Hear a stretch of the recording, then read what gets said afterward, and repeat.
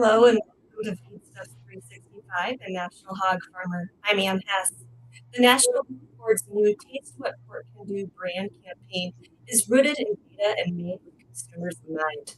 Today, we're talking with National Pork Board's Kiersten Hafer, Vice President of Business Intelligence and Innovation, and Brett Kaysen, Senior Vice President of Producer and State Engagement and an Iowa pork producer. We're going to learn more about how a strategic and data-driven approach to long-term demand is helping young consumers prefer pork's versatility, convenience, and flavor to boost relevance in the marketplace. Welcome to you both, and thank you for joining us today. Hi, Ann. Thank you for having us. We appreciate it. Before we jump into today's discussion, I'd like to remind the audience tuning in, you can post your questions there in the chat, or if you're tuning in via social media, you can post those there in the comments. So, Kiersten, let's set the stage for our audience. Are we seeing a decline in consumption, and what's the risk for the pork industry? Yeah.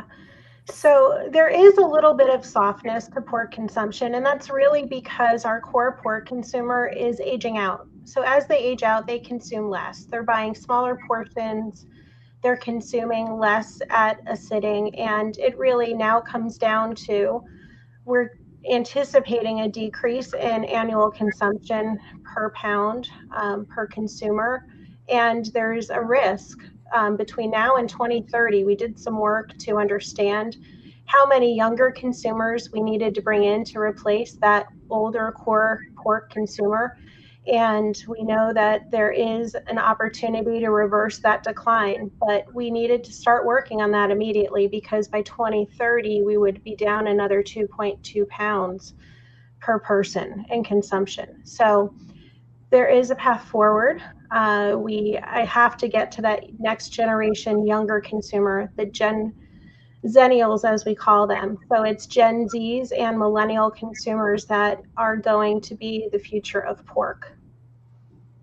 It's quite a bit of decline to see there in just 5 short years from now.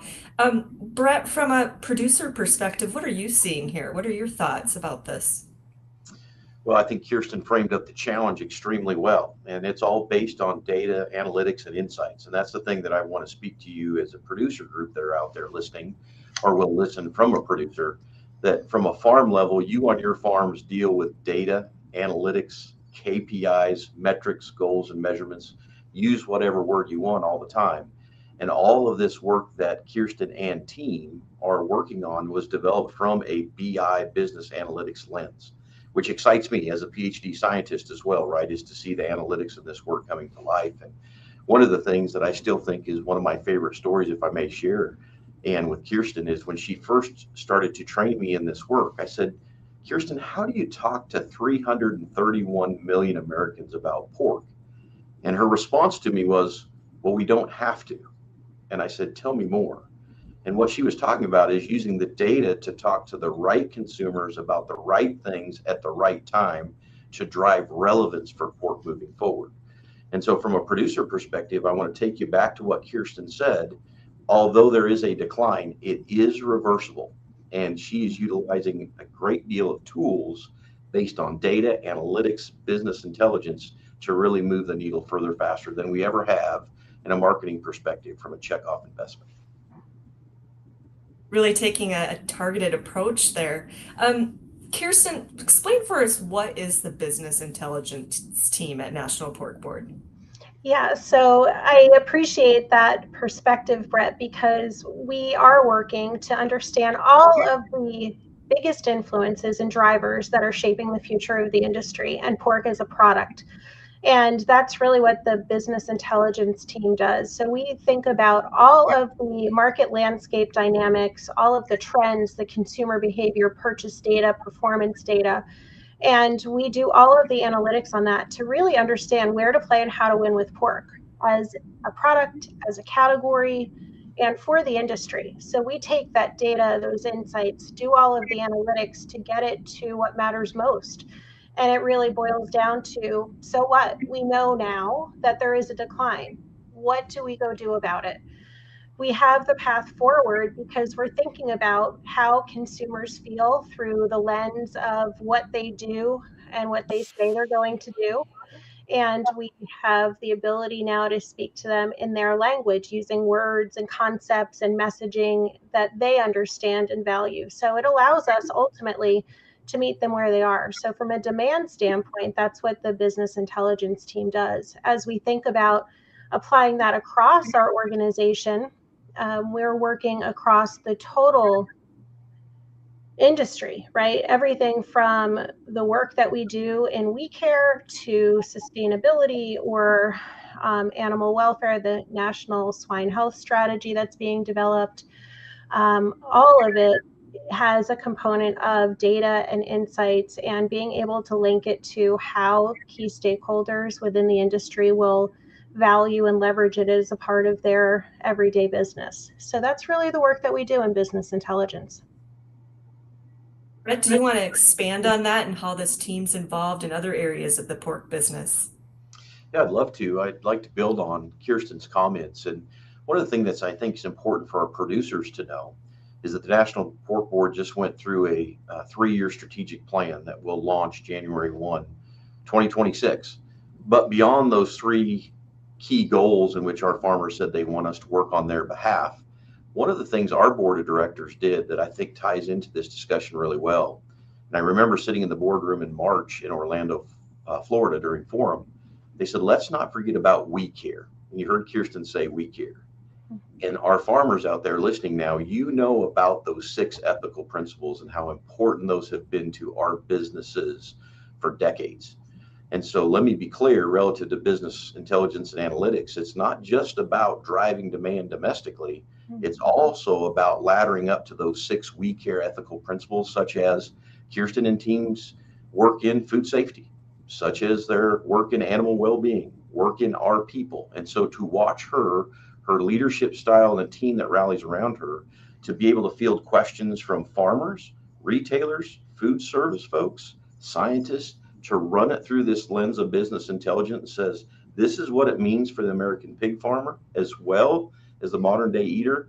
I want you to know that's a very wide spectrum, and it's a tool that we haven't had in our toolbox for a long time, although we've been building this acumen the last 2 years, I would argue, and we're now just starting to see the fruits of our labor.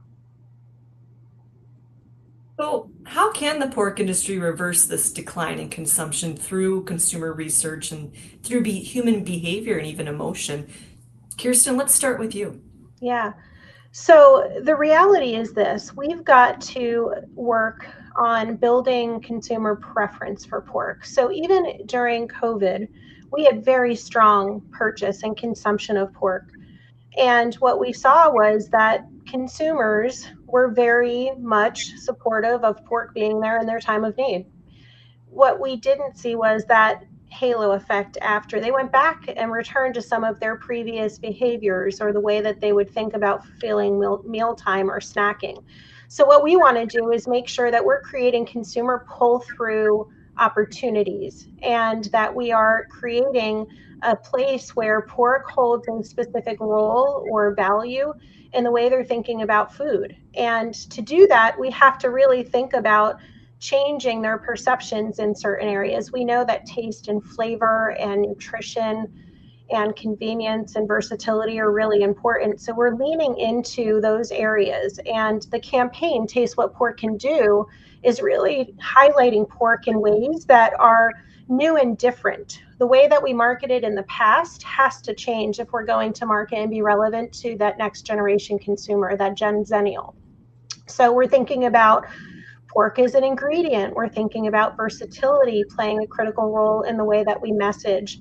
We're tying into more cultural cuisine because we know those younger generations, Gen Z loves Asian food. Well, it's a perfect opportunity for pork to swoop in and create some really exciting eating experiences. We know millennials like a lot of Latin and Mexican foods and flavors. So that's an opportunity for us to meet them where they are. So we're using that data and that research and the understanding of what consumers love, what they know, and what they're confident in cooking. And we're bringing pork to them in ways that are a little bit easier for them to manage. We have some really good anchors, right? When you think about breakfast, pork comes to mind instantly. We own the breakfast occasion.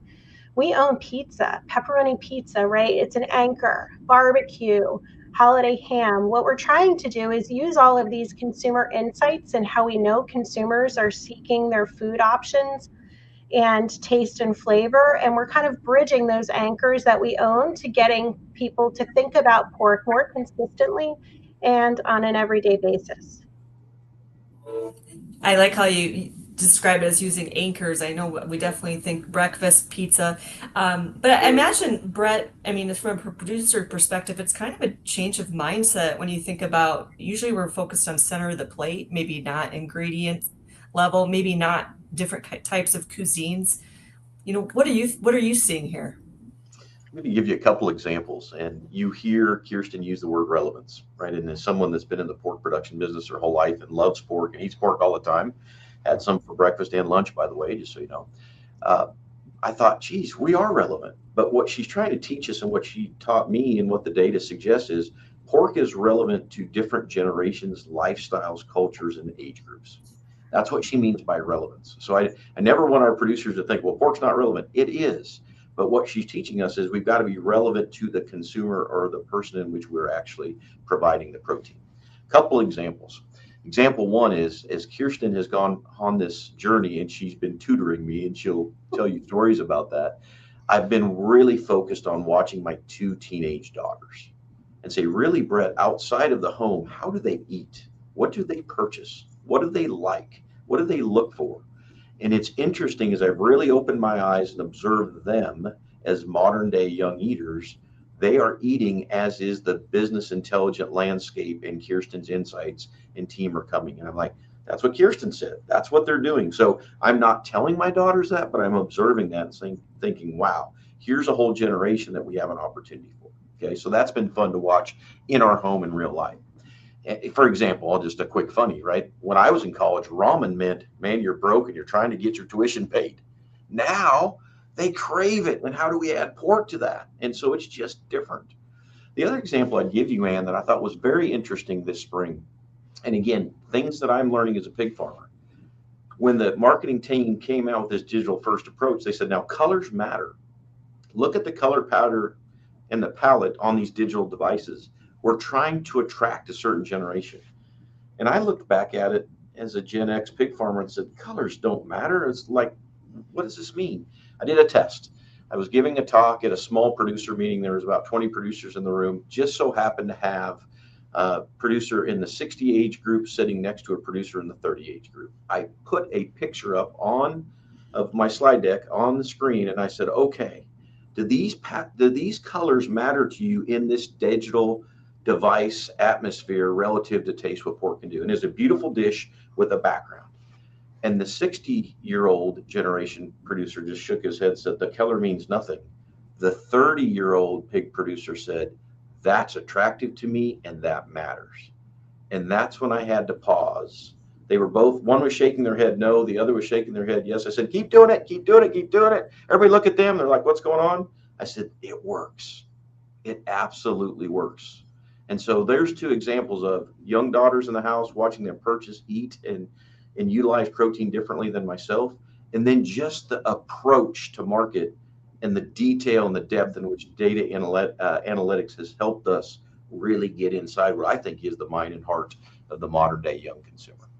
And Brett, you just really accentuated why the segmentation that we invested in was so important, because we know how to talk to that 30-year-old or the 60-year-old and what they need to hear and how it needs to be delivered. And that's why we don't have to talk to 331 million consumers. That's why we can identify the best path for each stakeholder in the marketplace, right, in our industry. So what we're doing at the National Pork Board through the work in the campaign that we're delivering versus what we go out and talk to retailers about on behalf of our pork producers, right? Every retailer is a little different. The market that they operate in, the clientele they serve.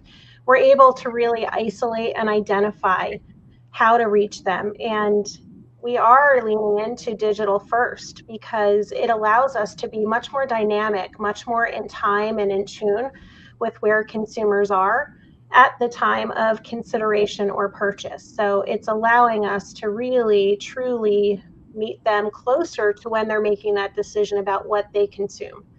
And I love hearing all of your comments around your daughters, because I too have a teenager in the house. My son literally has first dinner, second dinner, and third dinner every night, and second dinner is always ramen. It's amazing. It was the college meal, right? A hot pot on the bathroom sink, and now it's become a cuisine among Gen Zs. And lucky pork, we have the right to play there.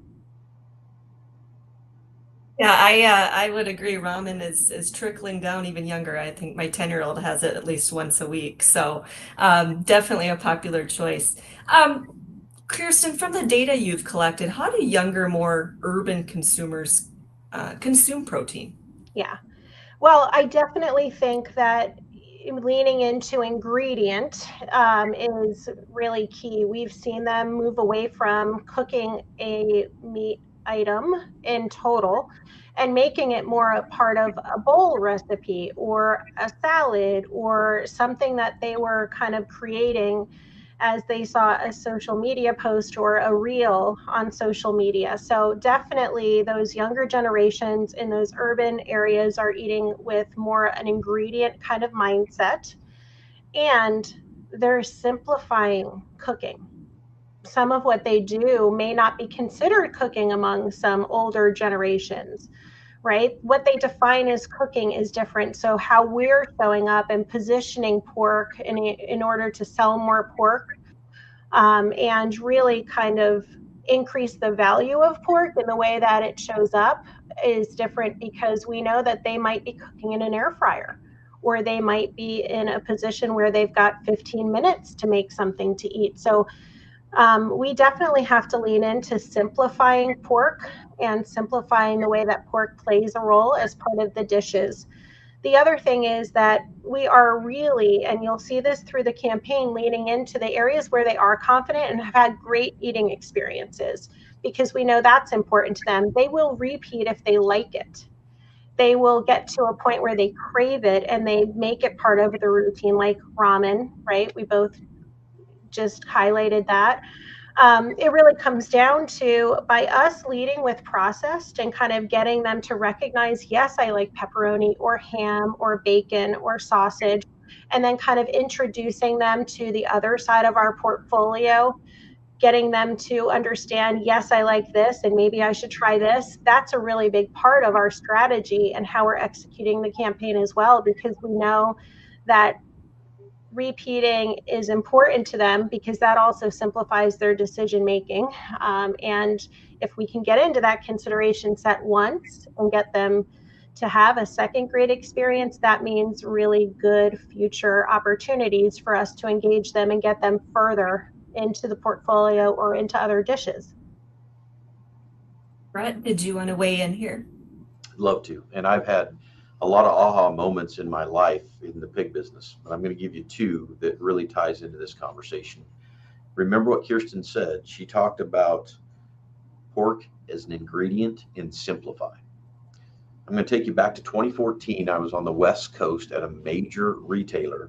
I was on a pork producer leadership conference journey, a meeting, and we happened to go into this large retail store, and at the end cap was an end cap full of pork loins, beautiful pork loins, 2014, absolutely amazing, priced at a price point where everybody should buy. And so I just stood by that and watched folks shop, and they would pick up the whole pork loin. They would look at it, they would look at the price, they would set it back down, and they'd move on. I watched that take place 3 times, and finally on the fourth person that came up and started, I said, after they set it down, can you help me understand? I'm a pig farmer. Can you help me understand why you didn't put that in your basket? And the comment was, I don't know how to cook it. I don't have enough room in my apartment to house it. And if I have leftovers, I'm not so sure how I would utilize those. That was an aha moment for me, that Simplify pork as an ingredient. The second one happened a couple months ago. We had an innovation summit in the West Coast in which Kiersten championed. And there was a moment where they had cooking appliances on stage, and they took pork products And I still remember them taking a primal piece of pork that just came out of a retail case. They tried to put it in an Instapot and it wouldn't fit. And they did that for a visual and for impact. But as a farmer, I had to sit back and say, whoa, here we are now in 2025, modern day cooking appliance that we didn't have in 24. And we still are maybe not relevant, simplifying and thinking about pork as an ingredient. That's what Kiersten's doing and the team's doing to say we've got to think differently about our product to create that pull-through strategy. Those are great examples. And I know, for people that don't have a deep freeze and they can't store that product and they don't know how to cook it with the, tools they have in their kitchen, I can see that disconnect there. Mm-hmm. As we wrap up our discussion here today, I'd like to ask both of you, any key takeaways, final thoughts to leave our audience?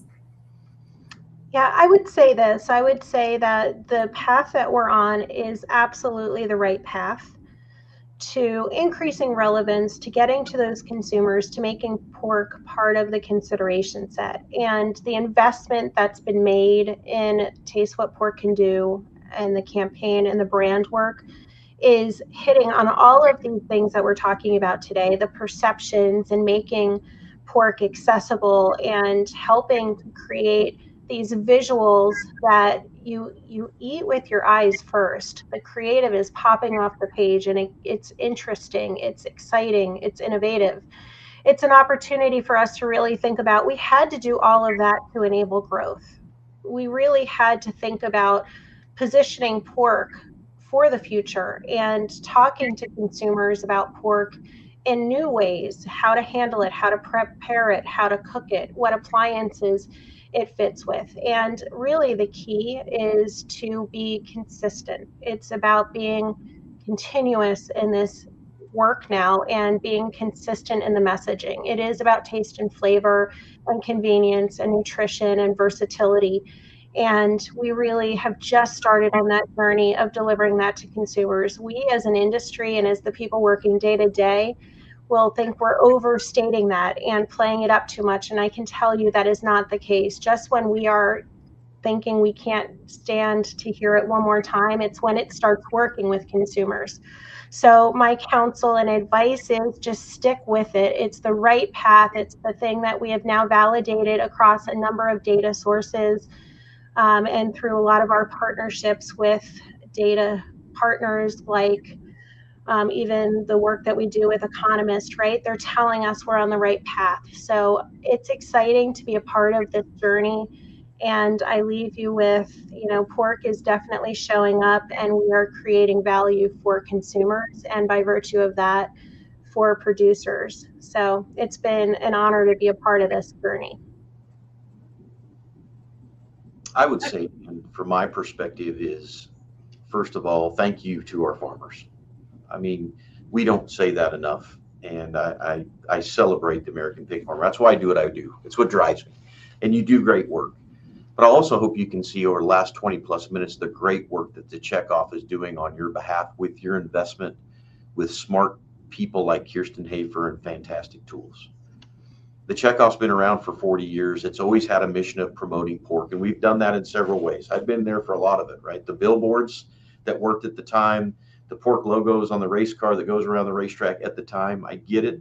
But this time is even different. I get more excited this time because as farmers, you use data and analytics and technology to your advantage every day to be as effective and efficient as profitable as possible. We've taken that same paradigm and utilized that in a marketing sense. And this isn't, well, I think this will work. Well, I'm guessing the wind's blowing this way. This is really taking hardcore facts and science, then really being focused and deliberate on how we're going to deploy those dollars on your behalf. And that, you can believe, gives you the opportunity to say, I believe in my investment. I believe they're being efficient and effective with my investment. And that creates the tide that rises all boats. And that's really what we're trying to do with your checkoff investment. Is our ability is to convene smart people, catalyze an idea, and take it to scale. And so thank you to Kiersten Hafer, her team, and the staff here at the National Pork Board that are doing that extremely well. And as I said, thank you to the American Pig Farmer. National Pork Board's Brett Kaysen and Kiersten Hafer, thank you so much for joining us today and sharing your insight. It's a pleasure. Thank you so much. Thank you, Anne. For you and our audience, we thank you for tuning in today. For more coverage and conversations on pork industry related topics, be sure to check out the Feedstuffs and National Hog Farmer websites, as well as our social media channels. For Feedstuffs and National Hog Farmer, I'm Ann Hess.